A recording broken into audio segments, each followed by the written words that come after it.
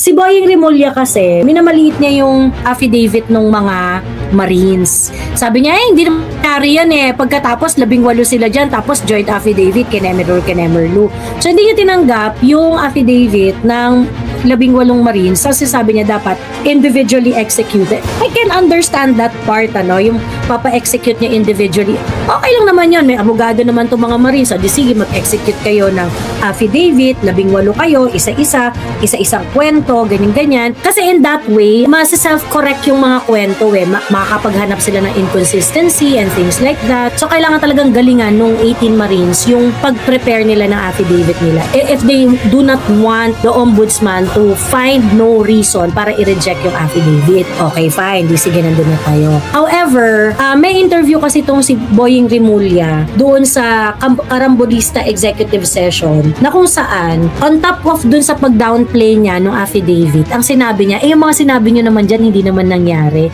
Hindi naman yun totoo. It never happened. Ganyan, yung mga ganong etchos. Kasi tinanong siya, so yung meeting sa Bel Air, hindi nangyari yon. Ngayon, I do not know, baka hindi pa alam kasi ni Boying Rimulya at that time, pero di ba si Attorney Kaufman, sinabi niya na nakakuha sila ng recording, ng voice recording, na sinubmit ng prosecution na kung saan nagka-access lang sila later on. Nung nakuha nila yung ebidensya na yon, ay nag-uusap ang mga government officials na kung saan topic nila kung paano bigyan ng plausible deniability si Bongbong Marcos. At yung isa doon sa mga nag-uusap-usap na yon, na mga opisyalis ng gobyerno, ng Philippine government, personalities pala, not all of them are government officials. Yung isa ay sinasabi na I am the silent partner of BBM.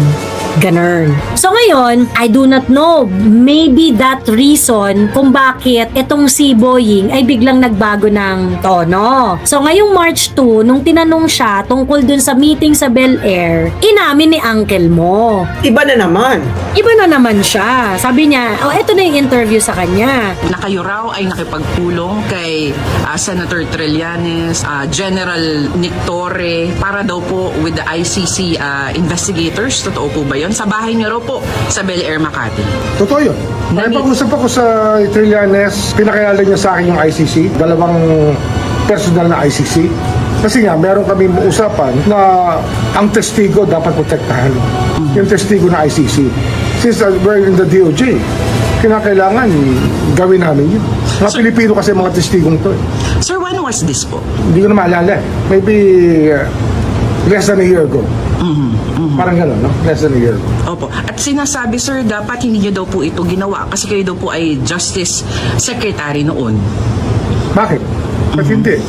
Ang nakasalalay dito, buhay ng mga testigo. Kailangan protektahan natin ang tao hanggat kaya natin. Kasi sir, ang sinabi daw po is hindi na daw po makikipag-ugnayan ang Pilipinas sa ICC. Tagal na yun. Nagbago na lahat eh. Nagbago na lahat. Pero sir, kung yun po, Nagbago na ang lahat. Ang takin na nagbago. Basta trip nila magbago-bago na lang. Bago na lahat. Matagal na yun. Nagbago ng lahat. Putang ina. Hindi, akala, ang ano sa kanya is, ang tagal kasi ng writ of habeas corpus niya. Kasi nga, inano yun yung sulat niya kasi kay Inday, that is state policy. Kailangan may bagong state policy. Kaya nga sabi niya, akala ba namin sinira ang evidence? So bakit may witness protection? So ibig sabihin, pwedeng sa Pilipinas gawin yung kaso. Correct. Kung gusto nyo. Ayaw nyo, not because the courts cannot do it, because ayaw nyo lang na may kinalaman sa BBM. Kailangan talaga na may plus, Pero wala, with this, ano pang plausible deniability ni BBM? wala naman talagang plus. Lahat naman gusto ni BBM may plausible deniability. Alam ko na kung sino isa sa mga nag-strategies ito ni BBM ng plausible deniability kasi ngayon ko lang narinig ginagamit ng mga tao yung plausible deniability kasi tinulo ko yan sa isang tao eh. Noon Alam ko. Sabihin ko sana, lagi niya itong binabanggit sa vlog niya noon eh. Hindi ba meron di ba ewan ko kung narinig niya minsan nung nagla-live kami, tinanong niya ako, ano yung plausible deniability, ganyan. So, kaya nung narinig ko yung plausible, may mga plausible deniability. But ang bago uso, feeling ko, alam ko na kung sino isa sa mga tao nito na kailangan may plausible deniability.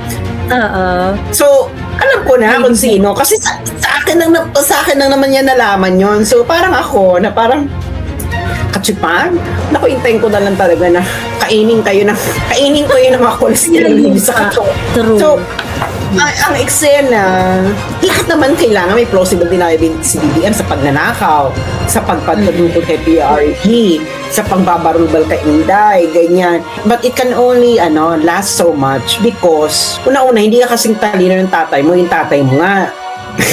It's all gonna crumble one day. Ako talaga, wait and see na lang ako kasi yan parang It's isang bulate na lang hindi pumipirma. Isang bulate na lang hindi pumipirma. Totoo. Ayan. Tapusin natin yung video.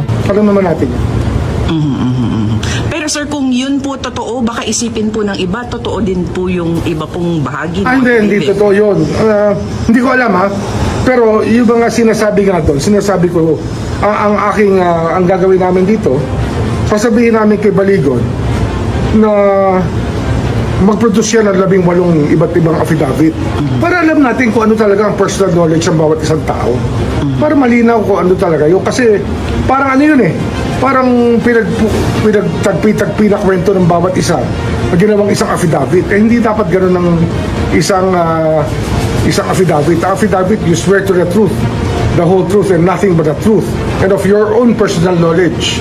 Yan ang challenge natin. In fairness kay Boy, tama naman siya doon na one person, one affidavit. Kasi iba-iba naman kayo ng personal knowledge.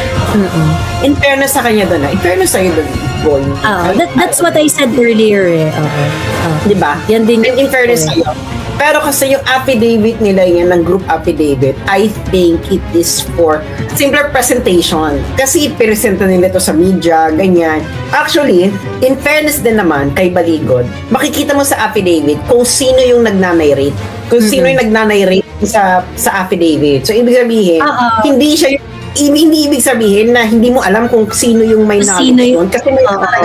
Kasi may nakalagay kung sino eh.